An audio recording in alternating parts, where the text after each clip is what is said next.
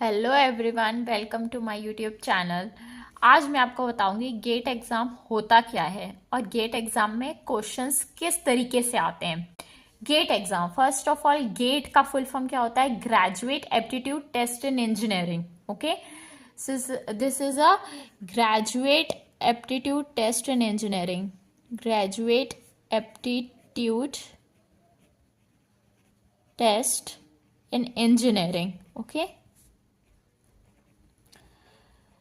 ये जो एग्ज़ाम है वो डिफरेंट डिफरेंट आईआईटीज और आईआईएससी बैंगलोर कंडक्ट करते हैं। ठीक है, हर साल ये जो पेपर कंडक्ट किए जाते हैं वो चेंज होता है कि कौन इसको ऑर्गेनाइज करेगा। ऑर्गेनाइजिंग इंस्टीट्यूट हर बार चेंज होते हैं। ओके, नाउ गेट का जो क्वेश्चन पेपर होता है वो आता है 100 मार्क्स का। ओके, 100 मार्क्स का ये पेपर होता है जिसमें 65 क्वेश्चंस आते हैं। राइट, इसमें नेगेटिव मार्किंग भी रहती है इस पेपर में। ओके, और जो दो तरीके के क्वेश्चंस आते हैं, एक आता है एमसीक्यू और एक आता है नेट।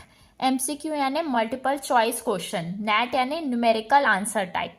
ये फिल इन द ब्लैंक के फॉर्म में होते हैं और ये ऑप्शंस के फॉर्म में होते हैं, ए बी सी डी के फॉर्म में। राइट, और इसमें नेगेटिव मार्किंग होती है। नेगेटिव मार्किंग एमसीक्यू इसमें ऑफकोर्स होगी। जो न्यूमेरिकल आंसर टाइप क्वेश्चंस होते हैं विच इज नेट, इसमें नेगेटिव मार्किंग नहीं होती है। ठीक है, नाउ अब इसका जो पेपर पैटर्न होता है वो बेसिकली इस तरीके से रहता है। इसमें दो टाइप आता है, एक एप्टीट्यूड होता है इस पेपर में, और एक आपका इंजीनियरिंग जो सब्जेक्ट है वो होता है। जो भी आपका इंजीनियरिंग का सब्जेक्ट होगा वो होगा। ठीक है, इंजीनियरिंग सब्जेक्ट जो भी civil, mechanical, electrical, computer science. ठीक है, जो एप्टीट्यूड होता है वो 15 मार्क्स का आता है। राइट, 15 मार्क्स का एप्टीट्यूड आएगा। और जो इंजीनियरिंग सब्जेक्ट है ये बाकी जो 85 मार्क्स का होता है इसमें ये टोटल कवर करता है। राइट, और इसमें 15 मार्क्स का अप्रोक्सीमेटली मैथ्स आता है। राइट, 15 मार्क्स का अप्रोक्सीमेटली मैथ्स आता है। ओके, एंड रेस्ट जो होता है 70 मार्क्स का वो आपका इंजीनियरिंग सब्जेक्ट होते हैं। राइट, इंजीनियरिंग का आपका जो भी सब्जेक्ट होगा वो 70 मार्क्स का रहता है। राइट, सो ये एग्जाम बेसिकली आपका ये टेस्ट करता है कि आपने इंजीनियरिंग में जो बेसिक चीजें हैं वो आपको पता है कि नहीं है। ठीक है, और ये एग्ज़ाम आप क्वालिफाई करते हैं तो आपको एमटेक कर सकते हैं आप, या आप जॉब ले सकते हैं। ओके, आपका जितना मार्क्स अच्छे आएंगे उस हिसाब से आप एमटेक भी कर सकते हैं, जॉब भी कर सकते हैं। जॉब आपको पीएसयूज में मिलती है। ओके, पब्लिक सेक्टर यूनिट में। एमटेक जो होता है वो आप किसी भी कॉलेज में, आइदर गवर्नमेंट कॉलेज और you can done from a private college also. ठीक है, नाउ मोस्ट इंपॉर्टेंट थिंग, अगर आप एमटेक करते हो कहीं से भी, राइट, तो आपको क्या मिलेगा? स्टाइपेंड मिलता है। स्टाइपेंड जो आपको गवर्नमेंट देती है जब तक आपकी डिग्री कंप्लीट नहीं हो जाए। Okay, which is approximately 2 years आपको स्टाइपेंड मिलेगा विच इज ऑफ ₹12,400 का। ठीक है, नाउ अब यहाँ पे बात आती है, ये एग्जाम का जो गेट का स्कोर कार्ड होता है वो कितने साल वैलिड होता है। ठीक है, मान लो आपने एग्जाम अभी दिया 2025 में। राइट, 2025 में एग्जाम दिया तो इसका जो गेट का जो आपका मार्क्स आएगा वो 3 years तक वैलिड होता है, 2028 तक। ठीक है, और किसी किसी पीएसयूज में कम रहता है, but basically for an MTech admission के लिए और जॉब के लिए इसका स्कोर कार्ड 3 years तक वैलिड रहता है। ठीक है, ये एक अच्छा एग्जाम है, आप इसको अपनी इंजीनियरिंग एबिलिटी के लिए भी दे सकते हैं। अब टिप्स मैं बताऊंगी ये एग्जाम कैसे क्वालिफाई किया जाए। ठीक, टॉप टिप्स जो है वो यही है, पहले तो आपको सिलेबस पता होना चाहिए। सबसे इम्पोर्टेंट चीज़ सिलेबस क्या है। ठीक है, सिलेबस आपको पता चल गया।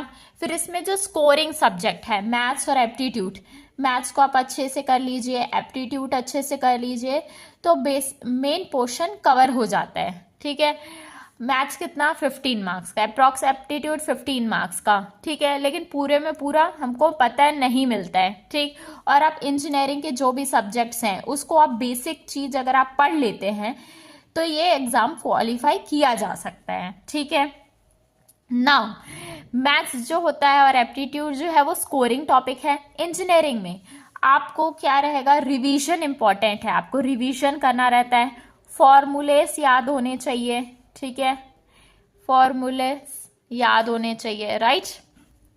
नाउ 25 का जो ये एग्ज़ाम है, 2025 गेट का जो पेपर है वो होगा civil engineering, for a civil engineering वो है 16 फरवरी को, राइट।